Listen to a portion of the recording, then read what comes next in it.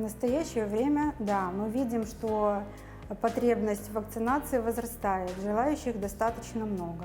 Есть группы риска, которые подлежат обязательной вакцинации. Прежде всего, это медицинские работники, работники образования, учителя, люди, которые работают в дошкольных учебных заведениях, то есть это детские сады, и работники социальной сферы.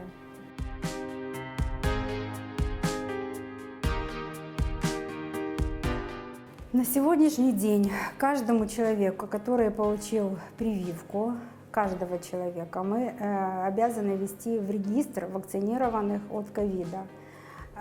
Согласно требованиям мы должны ввести СНИЛС. Если СНИЛСа нет, ввести в эту программу мы человека не можем.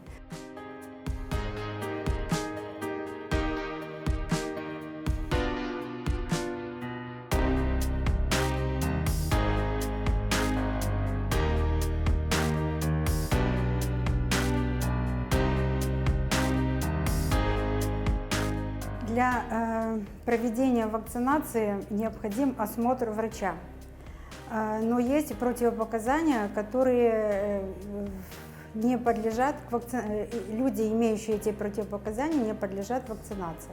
Прежде всего, это дети до 18 лет, беременные женщины, женщины, которые кормят грудью, лица с первичными и вторичными иммунодефицитами, онкологические заболевания, тяжелые аутоиммунные заболевания, прогрессирующие течения, а также острые заболевания и хронический период обострения.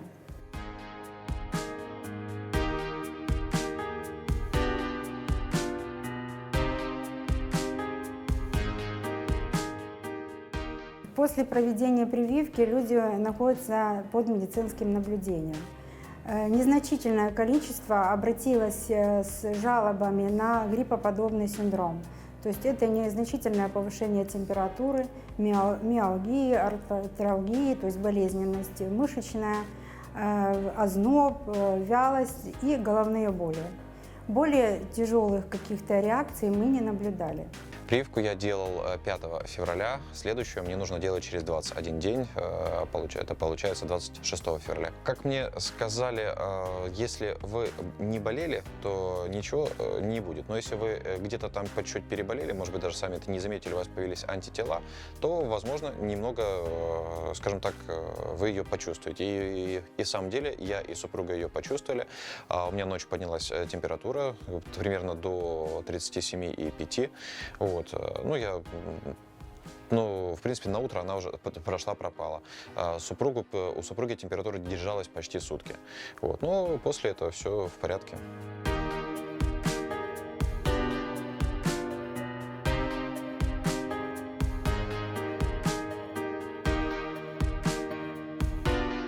Вероятность, конечно же, есть, как и после перенесенного заболевания коронавирусной инфекции.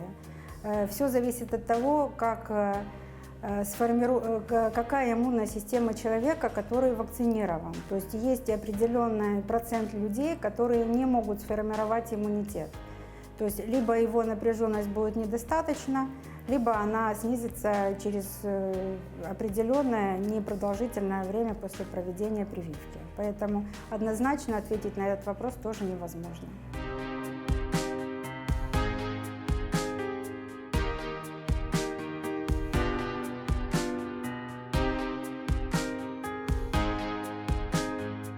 Я общаюсь с очень многими людьми, и на самом деле несколько знакомых переболели достаточно тяжело, серьезные поражения легких, и несколько знакомых, родственников знакомых, и просто ушли, скажем так, в мир иной. Поэтому я посчитал, что вакцинирование – это хороший способ обезопасить себя, и, возможно, даже свою семью от напасти.